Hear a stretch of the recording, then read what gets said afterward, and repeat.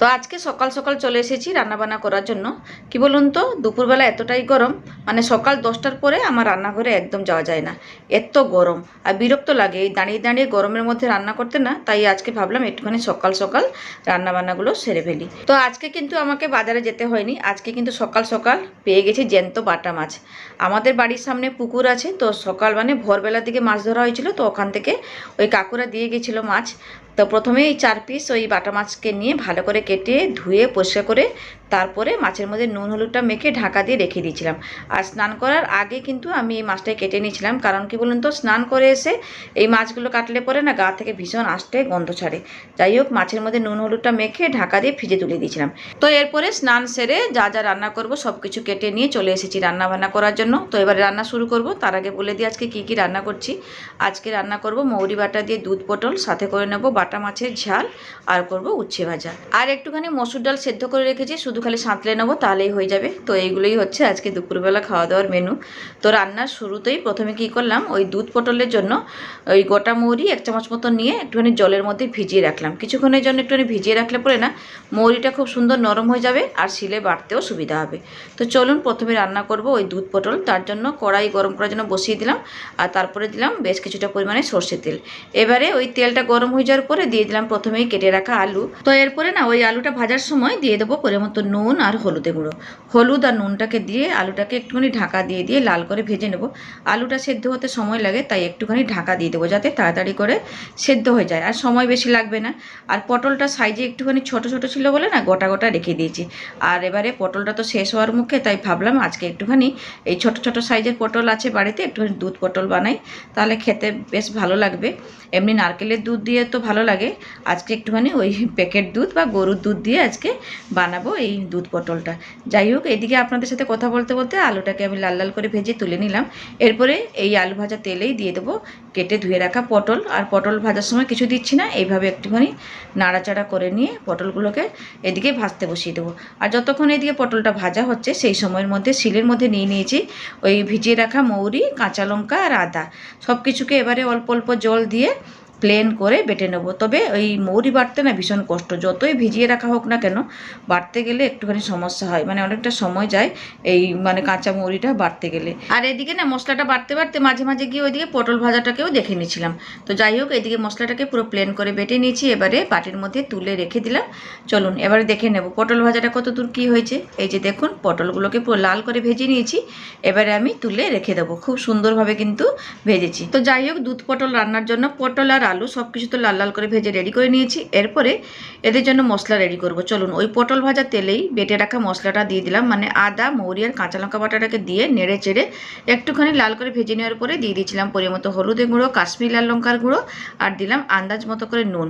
এই সমস্ত কিছু দিয়ে দেওয়ার পরে আরও কিছুক্ষণের জন্য একটুখানি তেল ছাড়া অবধি মশলাটাকে কষিয়ে নেওয়ার পরে ভেজে রাখা ওই পটল আর আলুটাকে দিয়ে আরও কিছুক্ষণের জন্য একটুখানি ভালো করে কষিয়ে নিয়েছিলাম মশলার সাথে ভেজে রাখা আলু আর পটলটাকে। যত ভালো কষা হবে খেতে তো ভালোই হবে। যাই হোক, একটুখানি তেল ছাড়া অবধি ভালো করে আলু আর পটলটাকে কষিয়ে নিয়ে তারপরে ঢাকা দিয়ে দিয়েছিলাম।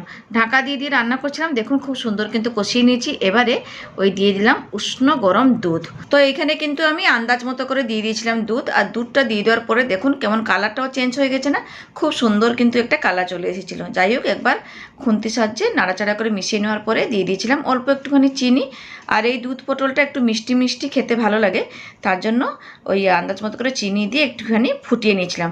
ওই মোটামুটি 2 থেকে 4 মিনিট মতো রান্না করে নিয়েছিলাম। এবারে নামানোর আগে একটা মশলার পাউডার দেবো, আর এই মশলার মধ্যে আমি নিয়েছি দারচিনি, এলাচ, লবঙ্গ, গোলমরিচ, শুকনো লঙ্কা, গোটা জিরে, গোটা ধনে, সব কিছুকে শুকনো খোলায় ভেজে তারপরে গুঁড়ো করে নিয়েছিলাম। তো সেই মশলা পাউডারটা দিয়ে দিলাম, আর তারপরে দিলাম 1 চামচ মতো ঘি। ব্যাস, এই সমস্ত কিছুকে আবার একটুখানি নেড়ে চেড়ে মানে মিশিয়ে নিয়ে তারপরে আমি নামিয়ে নেব। তো মৌরি বাটা দিয়ে এই দুধ পটল রান্না থেকে যা সুন্দর একটা গন্ধ বেরিয়েছিল কি বলবো। তরকারিটা বাটির মধ্যে ঢেলে রেখে দিয়েছিলাম কিছুক্ষণের জন্য, দেখুন কালারটাও জাস্ট ফাটাফাটি এসেছে। তো চলুন, একটা রান্না তো কমপ্লিট হলো, এবারে রান্না করব বাটা মাছের ঝাল। তার জন্য ফ্রাই প্যানটা গরম করে নিয়ে সরষের তেলটা গরম করার জন্য বসিয়ে দিলাম ওইদিকে। যতক্ষণ ওইদিকে তেলটা গরম হচ্ছে সেই সময়ের মধ্যে বাটা মাছের জন্য এদিকে মশলাটা বেটে নেবো। তার জন্য শিলের মধ্যে নিয়ে নিয়েছি সাদা কালো সর্ষে আর অল্প একটুখানি পোস্ত, 2টো কাঁচা লঙ্কা, অল্প অল্প জল দিয়ে পুরো প্লেন করে বেটে নেব। তো এইরকম না সর্ষে পোস্ত বাটা দিয়ে বাটা মাছের ঝাল খেতে কিন্তু ভীষণ ভালো লাগে। তার জন্য ভাবলাম একটুখানি এই পোস্ত আর সর্ষে বেটে নিয়ে বাটা মাছের ঝালটা বানিয়ে ফেলি। তো যাই হোক, এদিকে কিন্তু মাছের ঝালের জন্য মশলাটাকে বেটে রেডি করে নিয়েছি। আর এদিকে না তেলটা খুব ভালো মতো করে গরম হয়ে গেছিলো। এবারে একে একে নুন হলুদ মাখানো মাছগুলোকে তেলের মধ্যে দিয়ে উল্টে পাল্টে লাল করে ভেজে নিয়েছি। খুব সুন্দর হয়েছে দেখুন, মাছ ভাজাটা একদম লেগে যায়নি।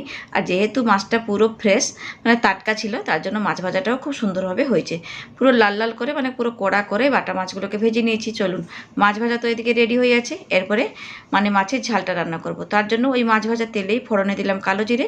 তো এবারে না কালো জিরেটাকে একটুখানি ভেজে নিয়ে তারপরে দিয়ে দিলাম বেটে রাখা সর্ষে আর পোস্ত।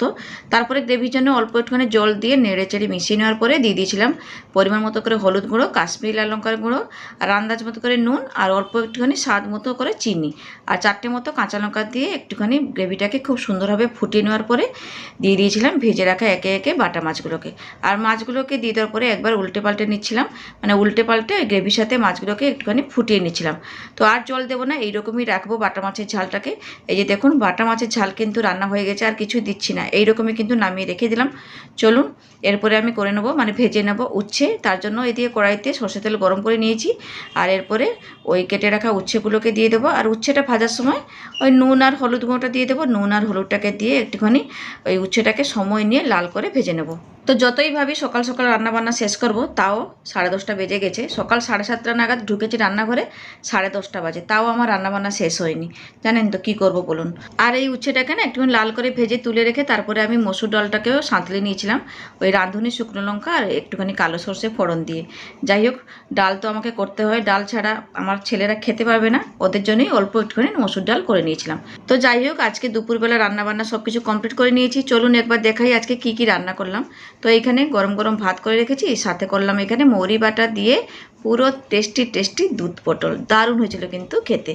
আর এই দুধ পটল রান্নার সাথে বানিয়ে নিয়েছিলাম সর্ষে পোস্ত বাটা দিয়ে বাটা মাছের ঝাল, সঙ্গে করেছি একটুখানি পাতলা করে মুসুরির ডাল, আর আছে লাল লাল পুরো মুচমুচে করে উচ্ছে ভাজা। তো এইগুলো দিয়ে আজকে দুপুরবেলাটা খাওয়া দাওয়া করব। আর এই দিয়ে দেখুন থালার মধ্যে ভাত বেড়ে নিয়ে রেডি করে নিয়েছি। আর যা যা রান্নাপাতি করেছি একটুখানি ওই ভাতের পাশে সাজিয়ে গুছিয়ে নিয়ে নিচ্ছি। আর এত সব কিছু রান্নার পরেও না একটা আম কেটে নিয়েছিলাম, কারণ এখন তো আমের সিজন, আম ছাড়া ভাত খাওয়া যাচ্ছে না, তাই আমটাও কেটে নিয়েছি। তো যাই হোক, ভাতের থালা খুব সুন্দরভাবে গুছিয়ে রেডি করে নিয়েছি। এরপরে খাওয়া দাওয়া করব। আজকে কিন্তু তাড়াতাড়ি খেয়ে নেবো। আজকে এখন বাজে কটা জানেন? 11:30 বাজে। আজকে 11:30 12টার মধ্যে খাওয়া দাওয়া কমপ্লিট। ভীষণ গরম। তো যাই হোক বন্ধুরা, আজকের মতো এখানে থাকলাম। ভিডিওটা কেমন লাগলো অবশ্যই কিন্তু কমেন্টস করে জানাবেন।